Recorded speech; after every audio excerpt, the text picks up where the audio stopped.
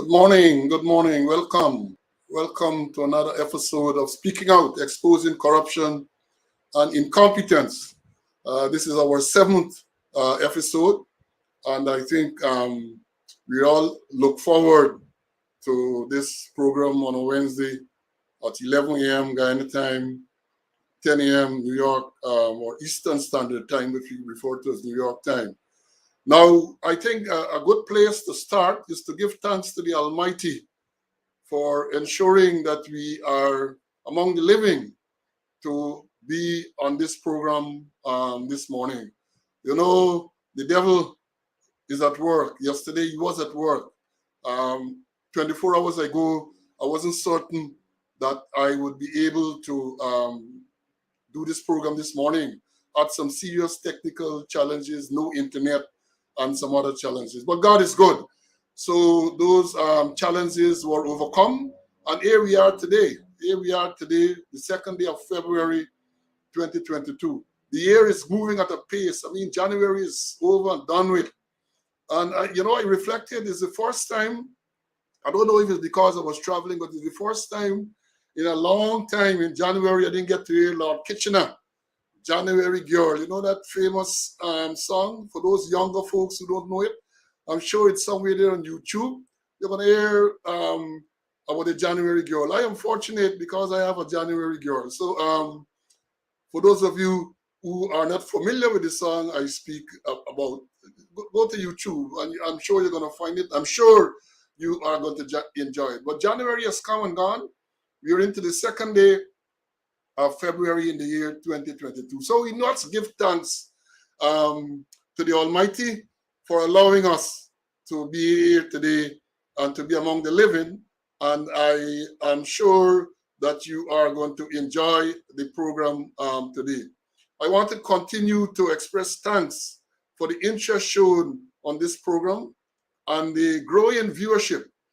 I mean, when I looked at it, I think I am overwhelmed. I'm thankful, I'm overwhelmed for you and your support.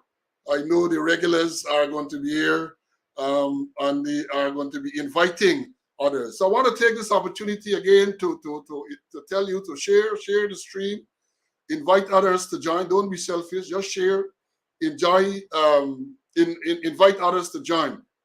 And we are now streaming live also on YouTube. So those people who don't have a Facebook account, they can just go to YouTube, type in the same name, Speaking Out, Exposing Corruption and Incompetence, and you will get to see the program live. And just in case you miss an episode, if you go to YouTube, they're all there. All the previous 6 episodes are there. And when we finish today, we are going to make sure that this is up there again for you to view. So we know that everyone would not be able to see the program live on Facebook or YouTube, but it is going to be there for you to view at your convenience whenever you have the time to do so. So share, spread the word, and we will ensure, or I will ensure, that you continue to get the information about what is going on, about incompetence, about corruption, and to enlighten you, to make sure you are aware. Because, as I said sometime before, I like to repeat these things for emphasis. There is what I refer to as a limited shelf life on most issues in Guyana. Something happens, some egregious act is committed by some high official, government or other official, and then what happens? A big hue and cry is made, and it lasts for a day or 2 or 3, a limited shelf life. And thereafter, people tend to forget what has happened. I am sure that if you ask people what occurred in October with me and the police, a lot of people not remember. So I am going to use this platform to keep these issues alive and in the news, so that these miscreants are not going to be able to escape unscathed. So that is what they do. That is what they like. They just do their craziness, and then it blows over very quickly, and then they continue. I'm not going to allow. Well, they might want to continue, but I am going to make sure that the information is out there. The information is refreshed, so that people understand what really is going on. Now, as I indicated in the announcement for the program last evening, and again, the regulars will know that it's only last evening the program for today was announced, even though I said last week that we're going to meet. It has become the practice for the day before for me to remind you of the program. But again, as I indicated, because of technical issues, I wasn't able to make the announcement until last evening, so it might have missed some portions. But you are here. You are here, and I will continue. Now, I did indicate in the notice that today we are going to have, or I am going to have, a special guest, and that person is no other than retired Assistant Commissioner Clinton Conway, and we are to discuss training, and training specifically in the police force. Now, I told you about Conway's background in training. He is perhaps the most qualified retired senior police officer, qualified in respect to training. He went there. He was in charge of training. He had exposure overseas. He had exposure overseas, both in the Caribbean and further field. And he is qualified. He is, as we used to say in the training school, he's the ultimate schoolmaster or the headmaster. For those older folks, remember we used to refer to people like Roy Paris and those people as the headmaster. So Mr. Conway, we're hoping to get him. I know that he has been in, having some technical issues. We've been trying to resolve it during the course of the morning. I hope that those issues are resolved in time for him to join us, because the intention was today for he and I to have a nice discussion on training, to let you know what is going on with training in the Guyana Police Force. So as we await Mr. Conway's arrival, let me deal with some other issues. Now, you know, last Wednesday, the budget was read. Before I tell you anything about the budget, I want to remind you, as I've said before, I am no politician. I'm not a politician, and I'm not going into the politics of budgets and all the debates that are going on and all of that. But it caught my attention because I saw the security budget, and that the police was allocated a sum of 4.9 billion Guyana dollars in the 2022 budget. Of that amount, 120 million was allocated for training. We'll talk, as we said, we talk about training today. 2.5 to expand the Safe City program. A whopping, what I call a whopping 99 million for community policing. Now, let me say this. I am sure that the members of the force, and by extension, people in the public, glad to know that the police is they're getting money to with an expectation that service is going to be improved. I have not seen the full breakdown, but just looking at it, when we talk about the allocation, I am hopeful that a sizable amount of that budget to the police is allocated to improving the living and working conditions of the police ranks. I say this without any fear of contradiction.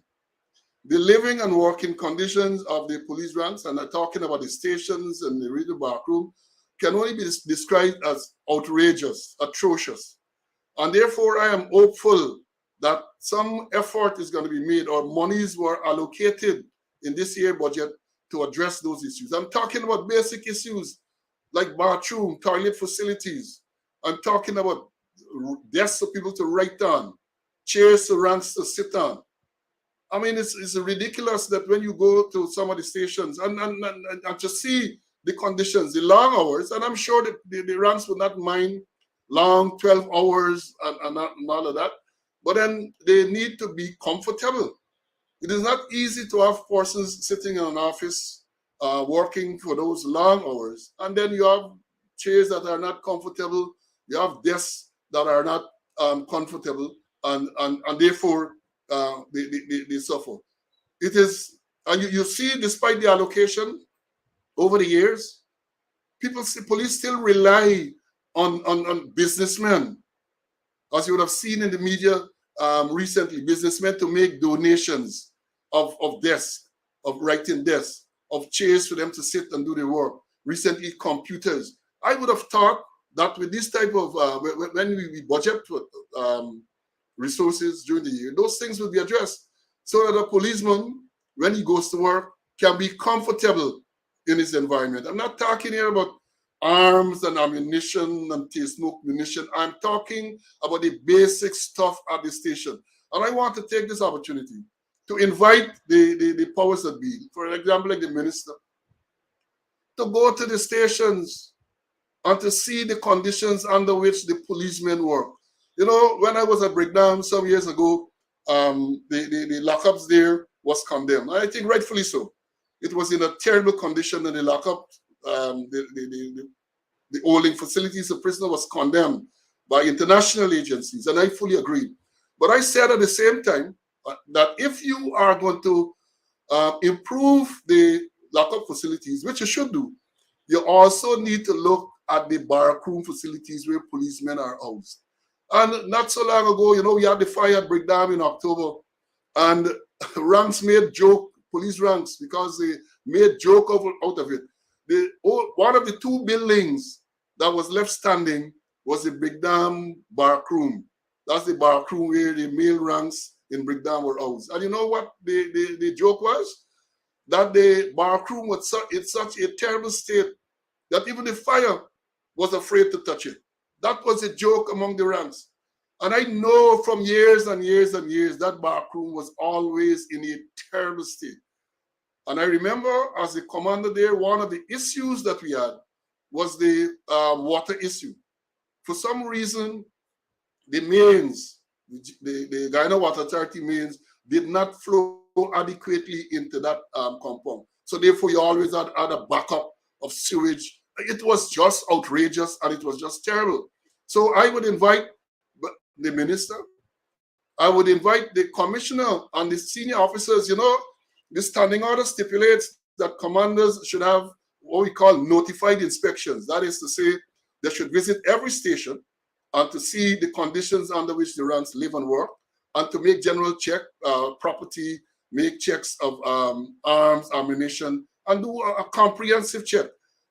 Commissioner and the divisional commanders. I'm not sure whether these commanders that we have now know or whether they have undertaken such visits, but those visits are very, very, very important. They are there for a reason, because when you visit, you get an opportunity to interact with your ranks, you get an opportunity to see what is going on, and you get an opportunity to tell them what the policies are, what you expect, what you expect of them.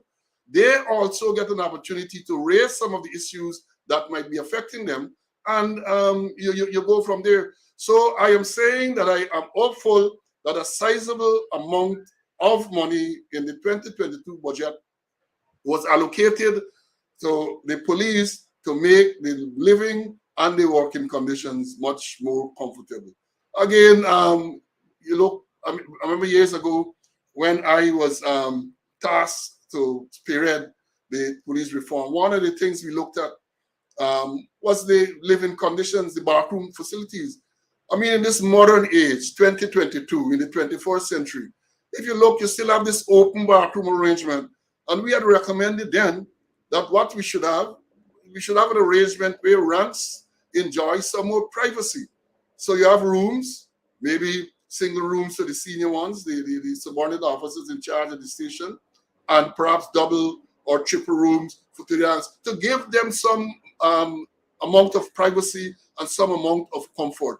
You know, let me say this. As a man from the old school, years ago, the police barrackrooms were in such a state that ranks lived there. People live, for example, I grew up in the TSU. You had running water, proper toilet facilities. So we, from the country, I would go down Sunday night or early Monday morning, and we spend the entire week there, and then we got the weekends out. But we were comfortable living in the backroom. And let me tell you one of the significant impact of having policemen living in the backroom.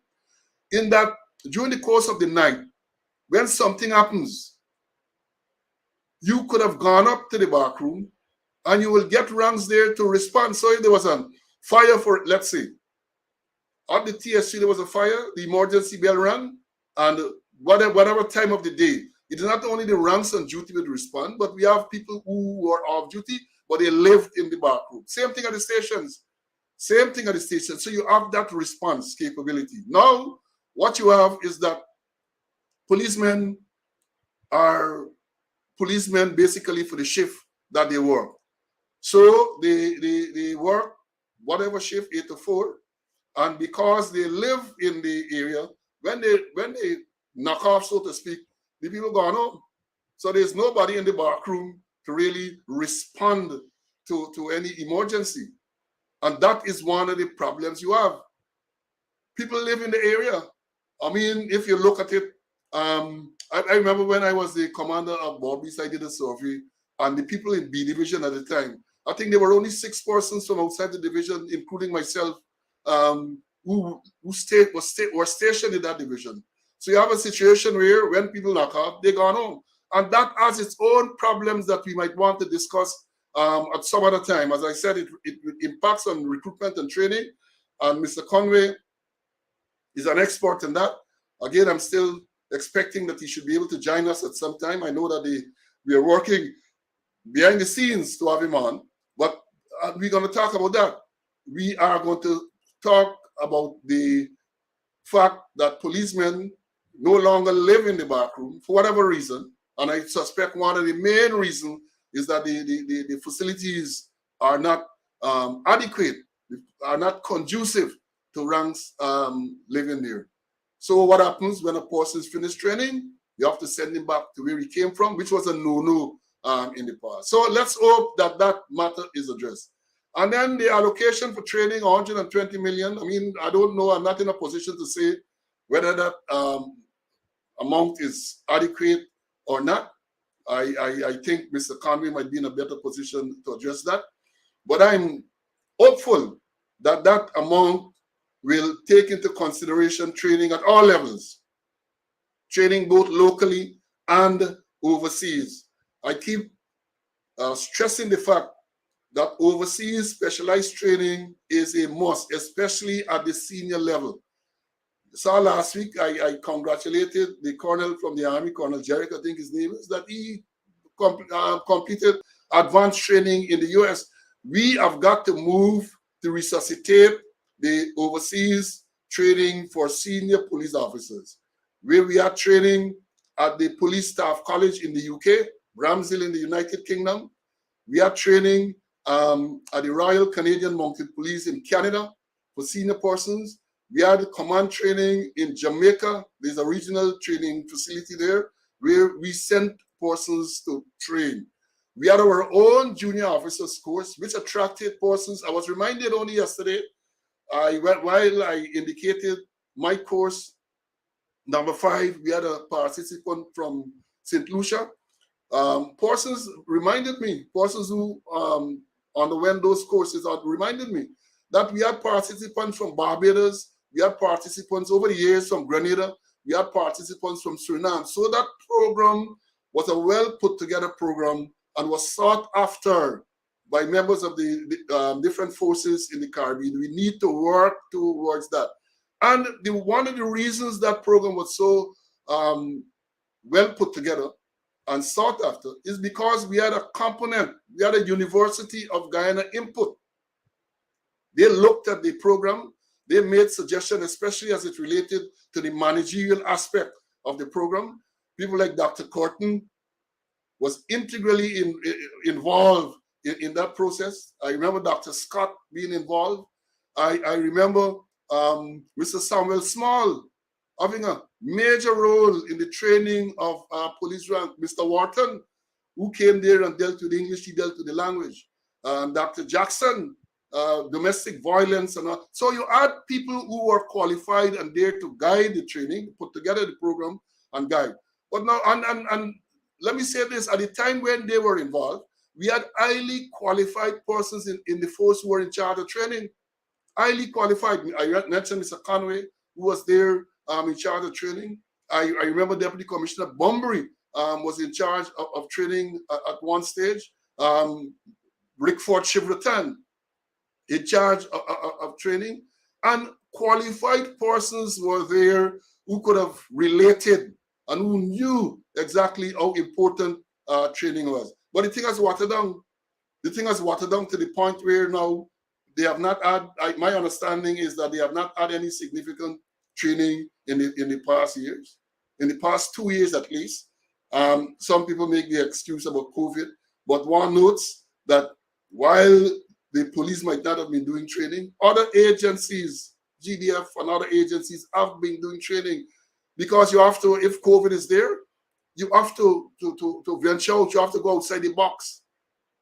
There's online, there's virtual learning, but it is important that these programs are resuscitated. Many, many, many programs, which I want to discuss with Mr. Conway this morning. I refer to the junior officer course. We have the senior officer course. We have station management. We have prosecutors course. We have recruit refreshers course. These things are important. Traffic course, CID induction course.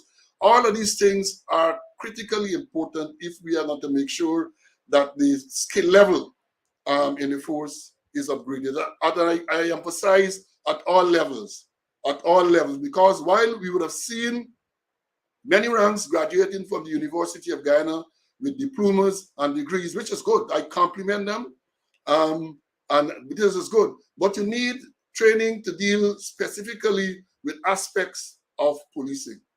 And when we talk about training in policing, you have to always remember the name of the late Commissioner of Police, Larry Leland Lewis. If you check the records, Larry Lewis became commissioner, I think, in around 1990.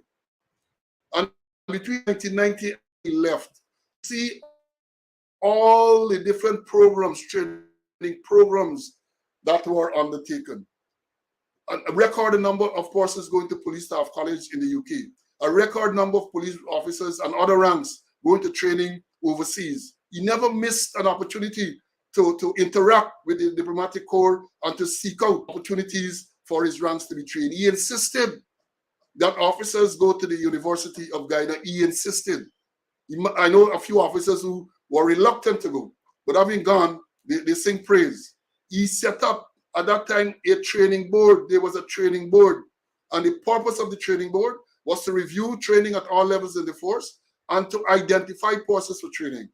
So it wasn't a case where a police officer or your branch commander will say, this person is recommended for this particular course. Yes, having said that, the training board will vet the person and to make sure that the person is suitably qualified to go on whatever training there is, especially overseas training. So I say this, folks, to emphasize the point that training is so important. And I would hope that the powers that be do something about the training. They do something. You see people, I mean, the force seems to be lost. And again, I say, no, I'm not knocking at anyone. I am putting the points out there so that people can, you know, the thing is, the unfortunate thing, people do not want to listen to the message. But I would urge you, forget about the messenger. Forget about the messenger or the messengers. Look at the message. None can deny that training is important. You must admit and agree that training is important. So take the message, review what has been going on, make sure that you have competent people dealing with training. Try to resuscitate the junior officer course and all these other courses. Reach out to the people at the University of Guyana, and I'm sure they are going to be willing to guide you and to partner with us, with you, to make sure that the programs are relevant and that they are properly put out. The DPP's chamber was integrally involved in making sure, for example, the prosecutor's course. I did prosecutor's course back in the 80s, early 80s, and I can tell you that persons who are in the NIS in those days ran after, if you retired as a police officer or at any rank as a police, and you had a qualification in that you did the prosecutor's course, you were sought after because they wanted people with that type of knowledge and skill, right? So we need to make sure that those things are resuscitated. And again, I emphasize, at all levels, the working and living conditions of the ranks of the force. Very, very important. The people inside, the senior officers I understand many of them is just high-handedness, heavy-handedness, and they are not going to make the type of representation for you that you really need. And unfortunately, too many ranks are scared, and for good reasons. They are scared to speak out. They are scared to complain about certain issues because they are afraid that if they were to do so, then they are going to be victimized. Because, you know, the people who run the show are self-serving, they are vindictive, they are spiteful, and therefore the ranks are aware of that, and the ranks are reluctant to come forward. So I am going to make the points because they have been contacting me. They have been reaching out to highlight certain issues. I think I see Mr. Conway is here. Before I bring him into the program, let me make point two. One of the things that struck me is this. I refer to the $99 million to community policing. The community policing arrangement in Guyana has always been controversial. I recall reading one of the reports done by one of the international consultants some years ago, and they were very critical of the form of community policing we have. You know, community policing started, the records will show since Henry Fraser, the late Commissioner Henry Fraser. A lot of people credited Mr. Larry Lewis, but he moved it to another level. But it actually started at the Culture Center when some years ago, when Mr. Henry Fraser invited persons from the community there, and this thing was launched. I had the good fortune of doing a program in community policing at the FBI Academy. And let me tell you that to get on that program, you must have had a first degree. So I did that program. And it is totally different. The whole concept of community-oriented policing is totally different from what is practiced in Guyana. Community-oriented policing is not about people driving around with guns and arresting people and all of that. That is not what community policing is about. Guyana has this unique brand, which has been criticized by the experts. Community policing is about the community or the police having a proper relationship with the community so you can know where the problems are and you can work with the community to fix those problems. And they use the broken window theory, which we will perhaps, that's a whole new thing. You know, then perhaps when I get into the real teaching mode, I'm going to tell you about that. But that is what community policing should be. And I can tell you, when I was in Barbies as a commander there, I practiced that aspect because I had meetings with several communities. You will go hear their problems and try to resolve those problems. That is what the real community policing is about. In the States, for example, they will assign officers in these forces as community COP, community-oriented policing officers. So they have had a direct link with the people in the community. People knew who they could contact and deal with. I don't know if the people are willing, all people are willing, maybe an hybrid version. I know this patrol thing is there, and men driving around with guns and arresting people and all of that. So that is fraught with problems. I remember some time ago in Barbies, while I was there as commander, several persons end up with murder charge because of the same thing. Saw a man walking, assumed that he was a thief man when he was not. The man, well, even if he's a thief man, you can't deal with him the way they dealt with him. They beat him and they killed him, and then they end up with a murder charge. Because one of the things is that, again, we come back to training.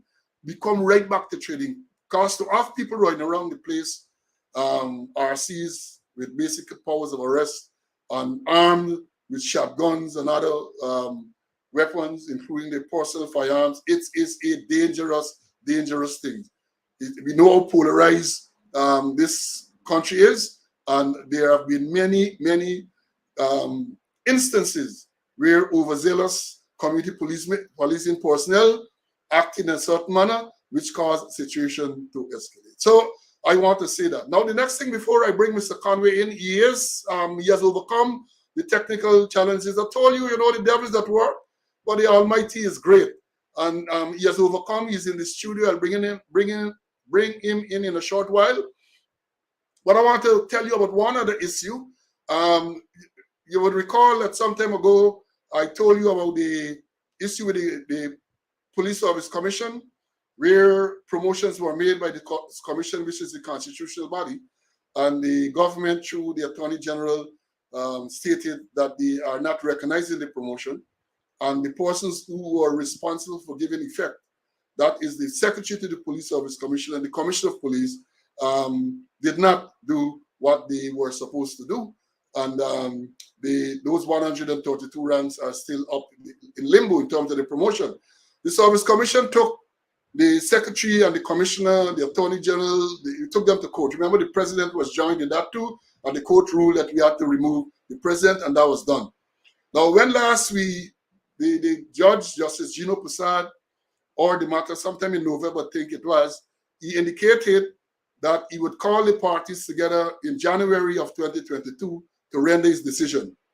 Well, we enter February, and the lawyer, one of the lawyers, Mr. Selwyn Peters, wrote to the registrar of the court, of Mr. Prasad's court, to inquire about it. He got a response yesterday, which basically said that Mr. Gino Prasad, Judge, the Honorable Gino Prasad, was assigned to Borbies, and as a result of that, his cases in the Georgetown docket got delayed.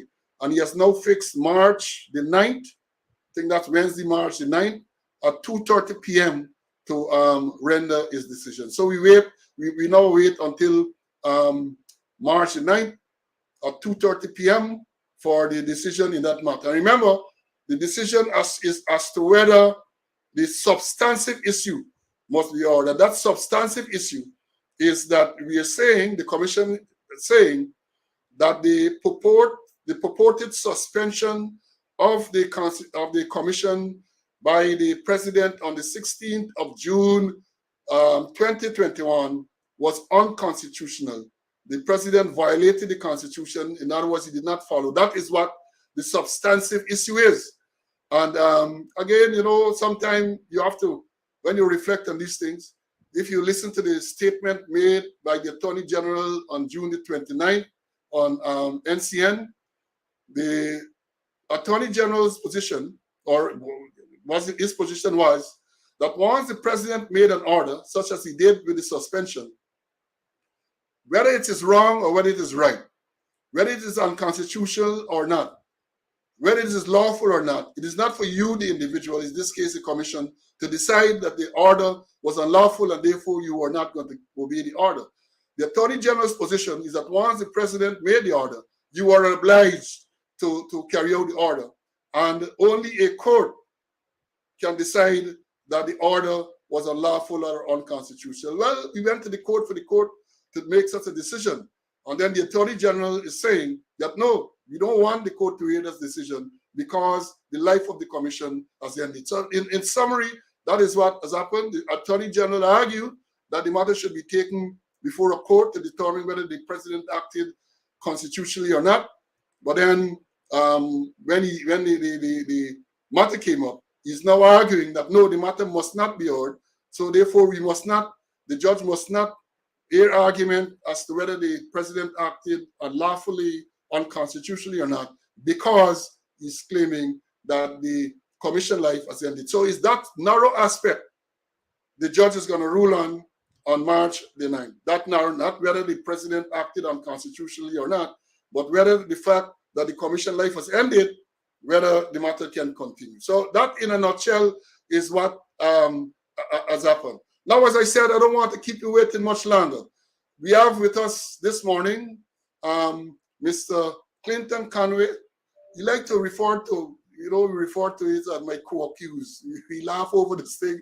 My co-accused, Mr. Clinton Conway, who I've indicated to you is very experienced in training. As a matter of fact, when he reached the mandatory retirement age, he was kept on to continue training. And he wasn't kept on because of cronyism or nepotism. He was kept on because he was competent and highly qualified in that area. And his track record, the work that he did while he was there, speaks for itself. Many recruits and many officers can attest to that. Don't let me tell you. They can tell you how good a person he was at training. So without any further delay, I would now like to bring in Mr. Conway into the program. and to hear what he has to say on this very important subject. Welcome, CC. Thank you very much, Paul, and must say my co-conspirator. I had some technical difficulties and had to get an IT specialist to look at it, but to God be the glory. To God be the glory. As I said, I had my own challenges yesterday, no internet and all of that, and it was be remiss if I did not compliment the technical people from the service provider who came yesterday and as they would say, sort me out quick time. Everything was sorted out in a relatively quick time, and therefore the program is on today. But CC, before we move forward, I mean, I have said something about you, but tell us something about your career in the force and training in particular. Let the audience hear something about you. I don't like to blow my own trumpet, but seeing that you asked me, let me say that I served for 39 years in the police force. And as you mentioned earlier, when I was approaching the age of retirement, the then government extended my service for 3 years to deal specifically with training.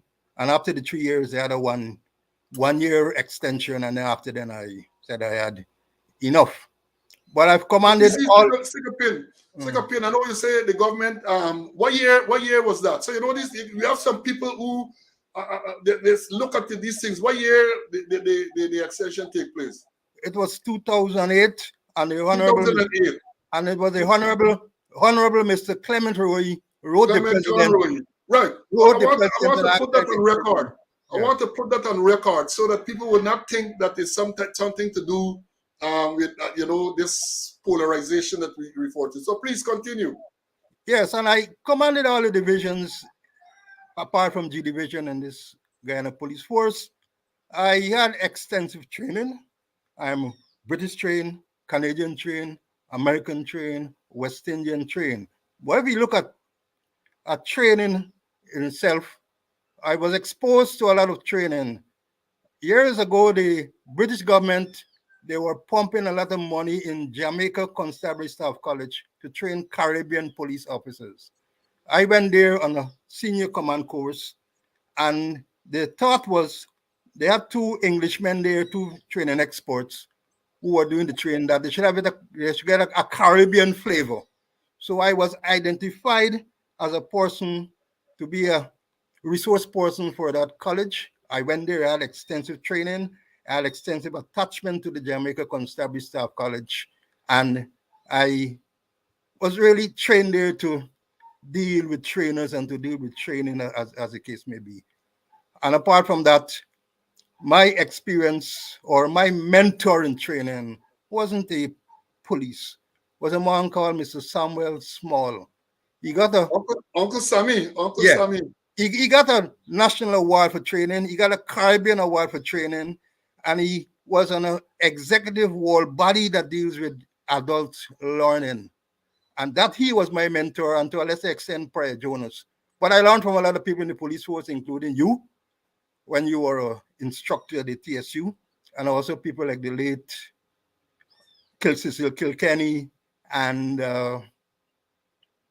Roy Paris and others. But I was passionate about training, and maybe that's why the government had asked me to stay on for 4 years to do these specifically with the recruitment and training. So I don't want to talk too much about myself, but there are other things I want to say, and we're way behind time. Perhaps we might have to have a part two of this discussion. Yes, I'm thinking that. I am thinking that because now that the technical issues have been resolved, I would want to think that perhaps next time around we can start with this much earlier. Yeah, but having said that, CC, thank you very much for that introduction. I think now the audience is more familiar with who you are, and therefore your words are likely to have a little bit more weight. But as you said, we're training. Now tell me something about the recruitment and training that in the Guyana Police Force, as you understand it to be currently. What's going on? Well, the recruitment process is quite a simple process, but it is not adequate. If you pass the entrance exam, you are medically fit. You have clearance from the special branch, from the criminals record office, from the division in which you live in and you pass an interview, almost automatically you can become a member of the police force. So they're not looking, my point is, and I wrote several times about it, they're not looking at behavior. Psychopaths can come in the police force. People with all sort of psychological behavior could come in the police force. What I had recommended some time ago is that they have what you call assessment centers, where you bring the recruits together, something like what the Army do when they want to identify cadet officers. And they go through a series of scenarios and activities to identify behavior. Psychopaths going to come in. People of all kind of behavior will come into the system. And that is the process that they need to do. They need to have a team of trained assessors to assess behavior. Paul, you went to the FBI. I also attended the FBI after you. And there was what you call a behavioral science unit Exactly. that deal with behavior. Exactly. And not only in the recruitment process we should deal with behavior, but from the top, from the senior people right down must be exposed to this behavior science unit, which would be able to correct certain kind of behavior, identify and correct certain kind of behavior. I see they got a drop in the ocean now, and an inexperienced person has been recruited in the force as a psychologist. I think recently that person did a one-week training program in East Coast and at West Demerara. An inexperienced psychologist. You need to have senior people to really deal with behavior, because behavior is a major phenomenon that the police will have to deal with. Not only the behavior of the friends, the family, members of the public, but their own behavior. And behavior is critical. That's why we have all sorts of things happening there, because we are not addressing behavior. And I say, start address it from the recruitment stage, and then you deal with everybody here.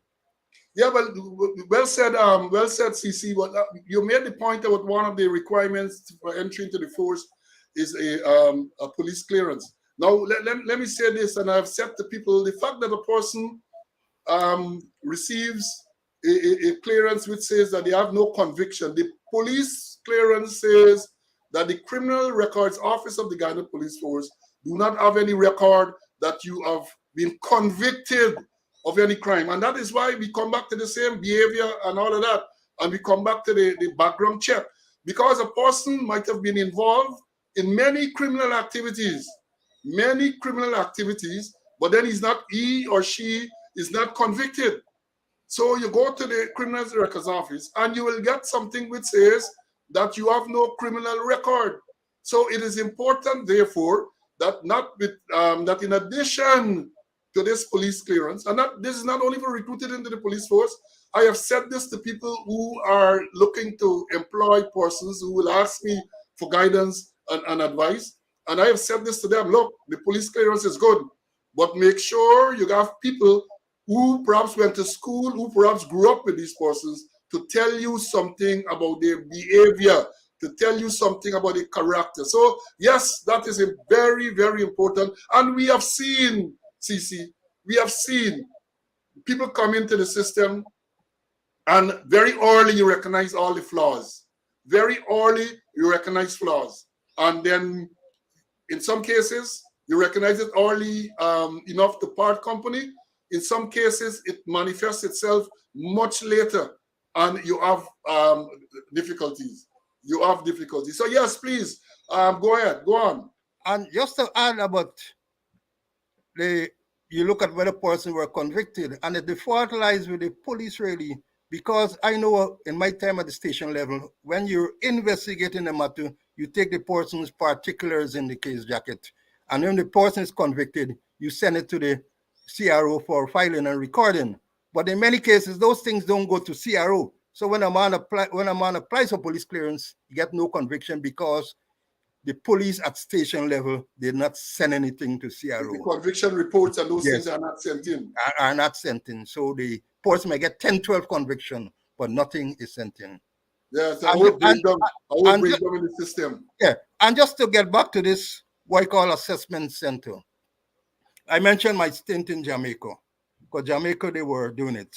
And whilst I was an attachment there, I attended several assessment centers, and one really stood out, where this applicant, he got a degree from the University of West Indies, Mono campus, with honors.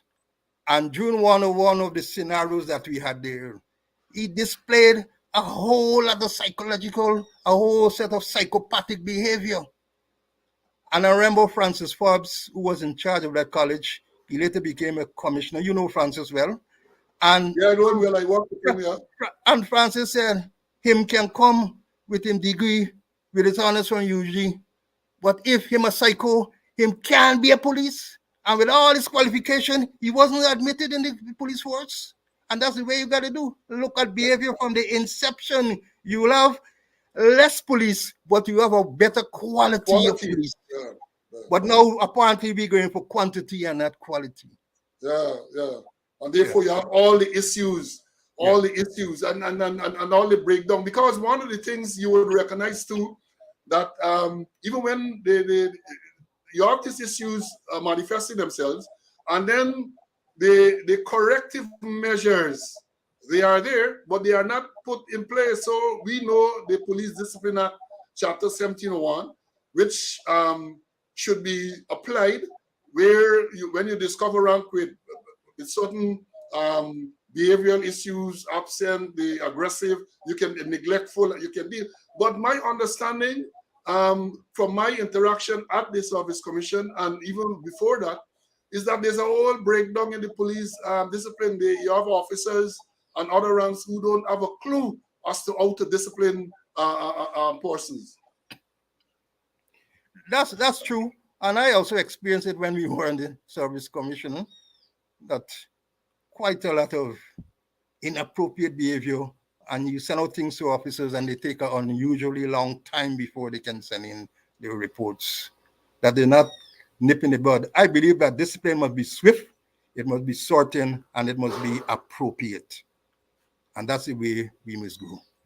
Well, I intend to dedicate an entire program dealing with the Service Commission and how discipline should be dealt with and all of that. Because I think it is very, very important. You know, people hear about the Service Commission, especially in recent times with all the issues we have had with the government and the senior officers in the force, and they think that the Service Commission is only about promotions. But there's much more to it, which I am sure to dedicate an episode or two to walk people through what the difficulties are. I remember during the ruling of the Chief Justice, she alluded to some of those problems. I remember our interaction with the Attorney General. He too alluded to the need to have certain amendments, changes. So we'll have to dedicate some time to deal with that. But tell me something, CC, about the in-service training that we would talk about, the refresher training for the junior ranks. We talk about prosecutors course. What is going on with those important courses? A good question, Paul.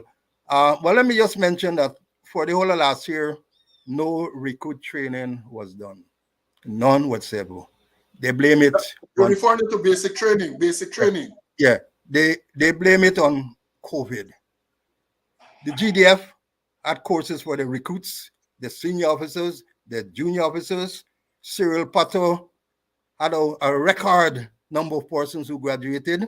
He had a university graduated, and a whole set of training outside of the police force was conducted. But here is it, no recruit training for last year. You mentioned about in-service training, where we're training for constables, lance corporals, sergeants, right through the line, junior officers, senior officers. I had I can't say the privilege, I had a distasteful opportunity to review some of the present training programs that they have there. They call them core programs. Those are programs that Clifton Hicken, I can't say produce, submitted. And he said they are core programs. And when I look at them, I think they should be part of the cleanup campaign that is going on. The objectives aren't smart. They're not specific. They're not realistic. They're not achievable. They're not timely. And they are not smart. And if you look at the contents is not in coordination with the objectives. A whole set of, I really can't say, and the courses are designed really for cramming. Somebody come and chat and talk and the story done. No real group discussion, no individual presentation, no group presentation, no role play, no simulation, and a whole set of things. I don't know what's really going on, but when you look at the program, somebody or person's got to be crazy. That person don't understand the nature of adult learning. They get pedagogy, which is for children, and andragogy for adults. And when you treat adults like children, learning will not take place as the case may be. And talking about training too, I did mention Mr. Samuel Small. And before me, we had what you call a board of training, where we had experienced educators who were part of the board of training and who were there to advise us, to give us suggestions, to recommendations, to review our training program on a monthly basis. You mentioned Larry Lewis. He was a man who really had the board of training going, and then for some reason they scrapped it and everything went haywire. We have senior officers, no training for senior officers. Junior officers, no training for junior officers. The program that I mentioned that they put up there does not cater for the needs of the junior officers. And let me tell you about the junior officers course. That course was done in collaboration with the University of Guyana. The University of Guyana and the police would sign those certificates. And it's kind of like introducing the police to university. For the first month, they'll be at the university campus, where they feel like being university students, where the university lecturers will lecture to them. They did management, leadership, and other issues.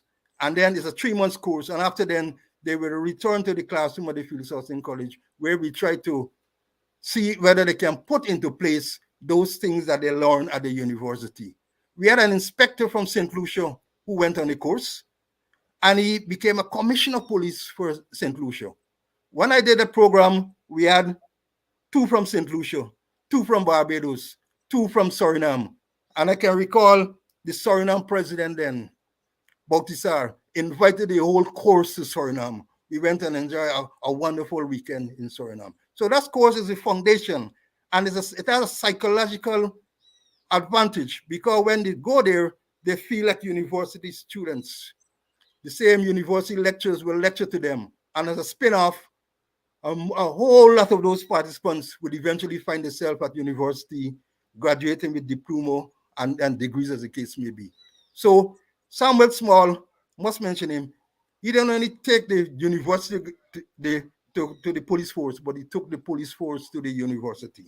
And that course is a critical course, a course that they're not running. In my time as a force training officer, I ran 2 in 1 year, plus a senior officer course. Since I left in 2010 or thereabout, not a senior officer course was conducted. None whatsoever. None. Wow.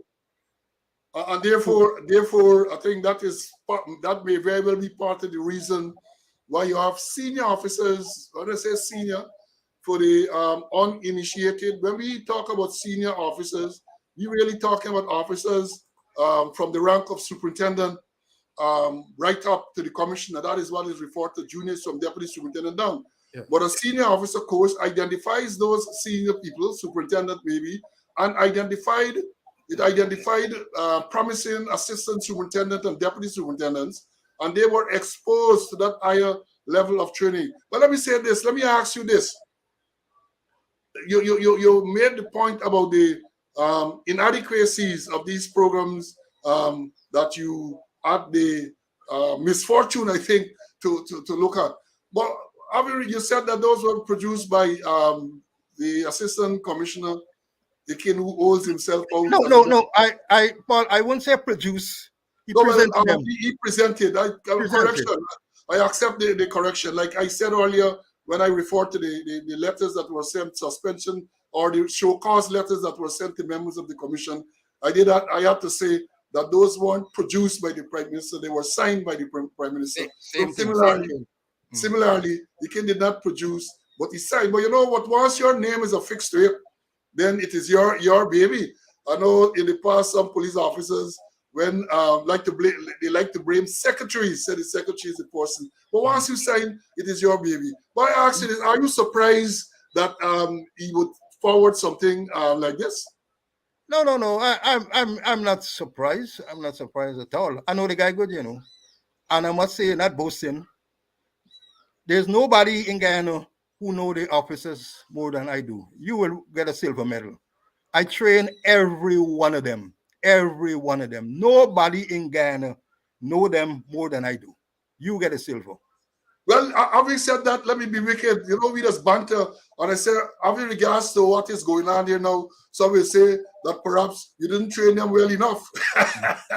No. Perhaps They didn't accept the training. Another topic we think they are more political inclined. Politics has taken over the thing. Okay, I understand. We do that on another program. Yeah, we'll deal with that. We'll deal with the politicization of the force. I think that is a topic all by itself. But if we continue with training, I mean, we mentioned the junior officers course, we mentioned the senior officer course, but courses like the prosecutor's course, station management, CID induction, what is happening with those courses? Well, let me tell you the prosecutor course. And I always remember Larry Lewis, you know. We always got to talk about him. I remember when he was closing the course on Friday afternoon, and he said that he's going to conduct a 1-year special prosecutor's course. I didn't take him seriously. And a month afterward, he said, Conway, when the course is going to start. And I was stunned. He said, I said, I don't know. He said, well, this is the date. And he gave me a 6 weeks date.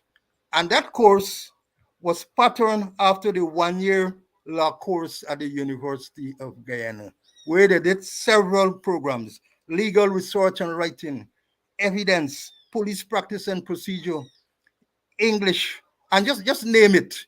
They did all those programs.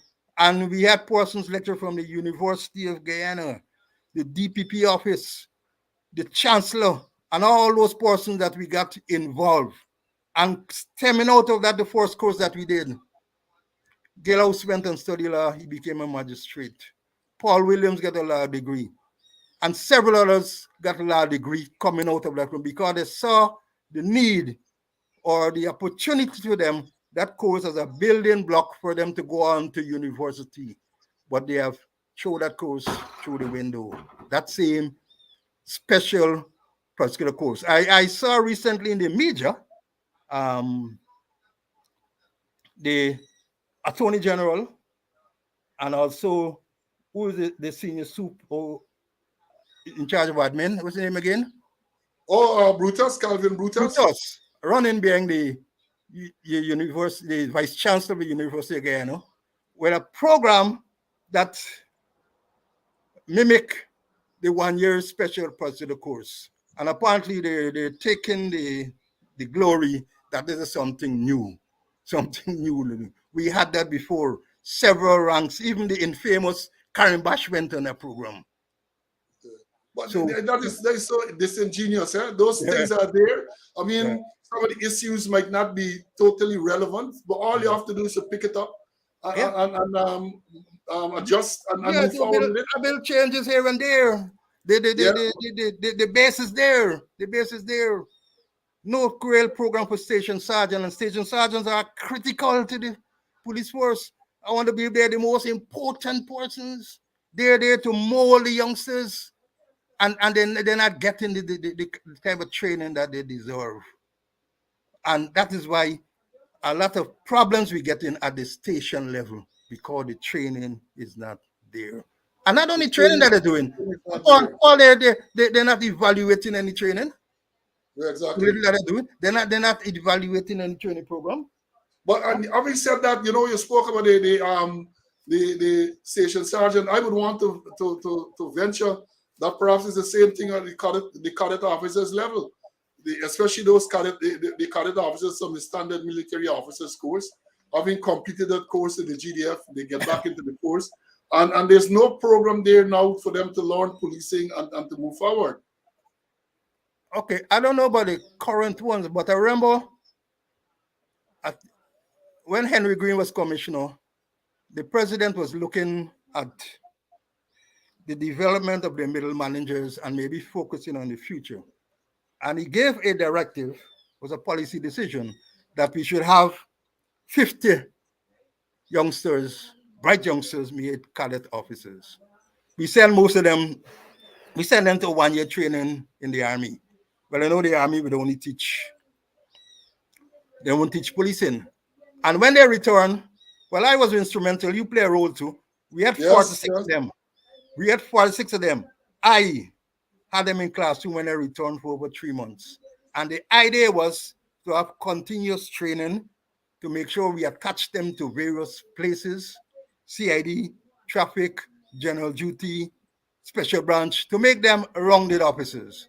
Jump high, jump low, Paul. COVID or no COVID, in the years to come, those persons will become the senior officers. And we're not addressing them. Of course, as if they last, because so many are falling by the wayside. That's true. They have some bright ones with potentials for growth and development, and we need to concentrate heavily on them. But they're lost in the wilderness. We're not dealing with them, and they, even by natural progression, Paul, will come right to the top.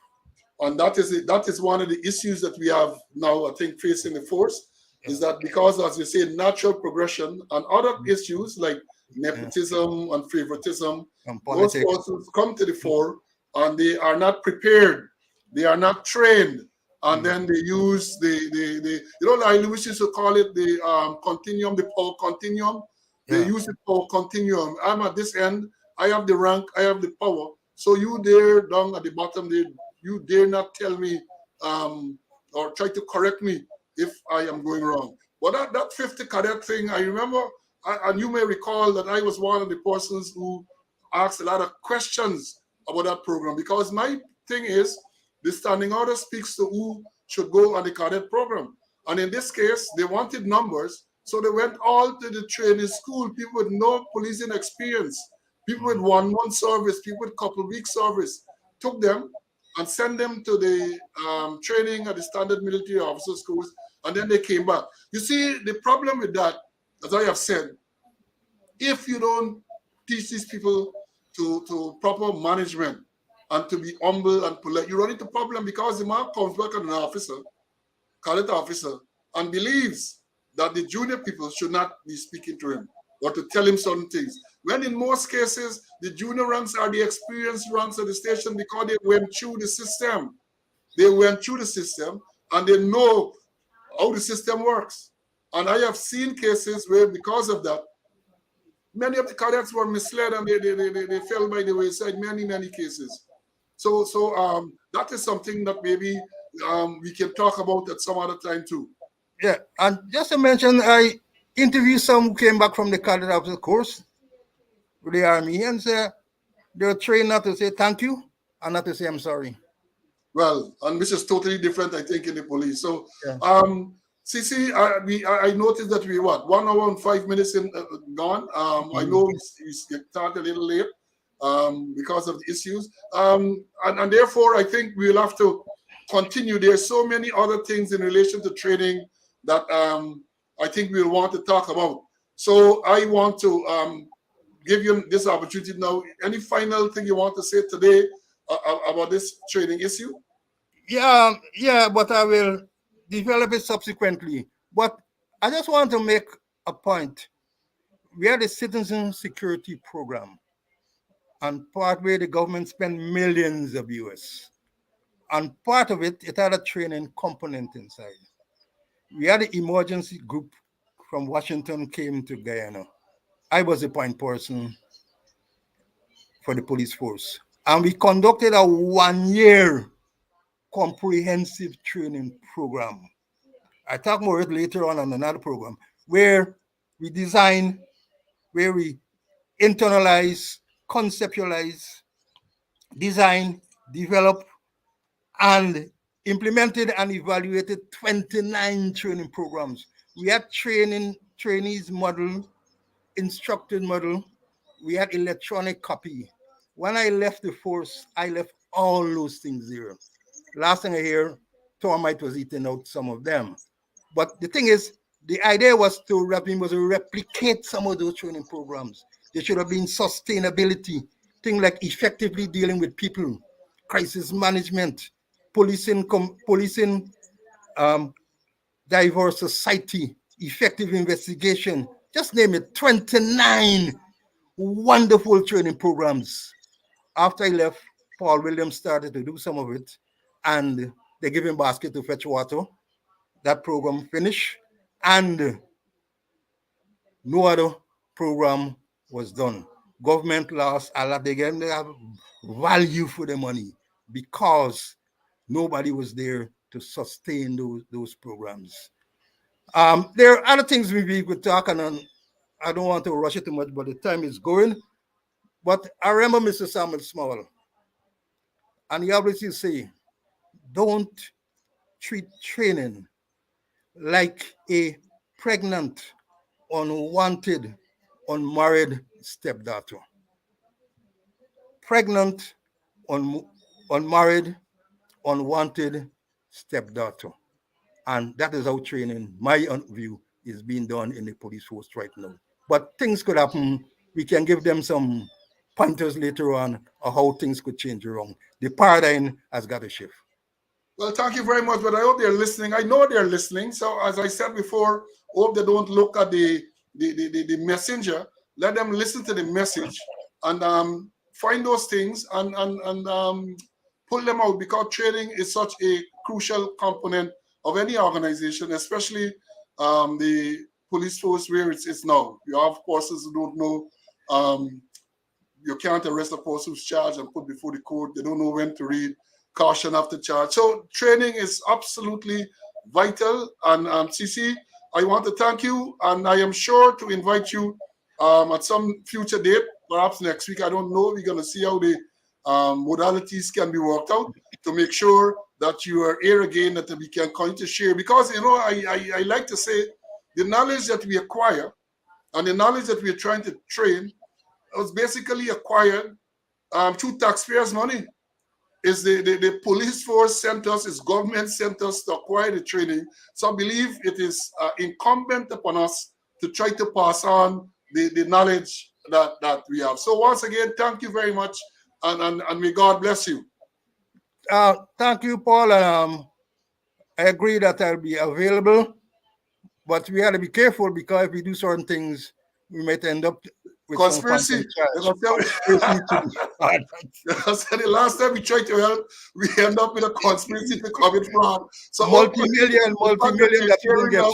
They don't say that we are violating some law or trying to deal with us again, but we gotta do what we can do, because we can't really look forward to any invitation from them to go in a formal way and guide and to try to pass on. So I think we can use this forum to pass on the information, because I know they're listening. If they're not listening to learn, they're listening to air slips so that they can deal with the slips that we make. So I understand that. Again, thank you very much. All right. I'm available anytime, Paul. Thank you. Good. Right. So there you have it. The one and only Mr. Clinton Conway, as I call him, the expert in training in Guyana, in policing training. And based on what he has told us this morning, based on the background he gave us, based on all those programs, I am sure you will agree that he is competent, he's capable of dealing with police training. And I hope that the powers that be, including those self-serving and incompetent ones, are listening. And if they are not listening, and if they do not want to implement, I hope that the ones above them are going to gather something from this, because maybe they are representing to them that there's nothing there. But as Mr. Conway just indicated, the work is there, the documents are there. All they have to do is to pick them up, dust them off, and perhaps get advice and guidance as to how to go forward. Because I think advice and guidance will be crucial, because they are not competent to run it by themselves. So they need to get advice and guidance to run those programs. Now, I want to close this morning, as I would normally do,